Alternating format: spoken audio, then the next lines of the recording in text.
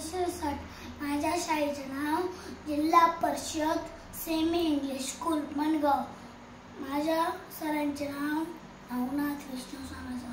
मी आज तुम्हाला मूळ अक्षर लिहून दाखवणार आहे. अ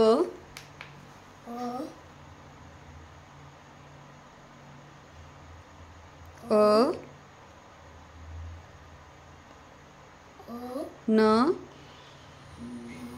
न स अननस आ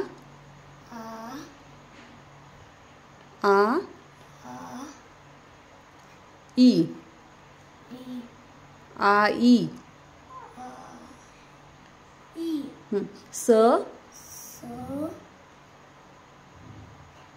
स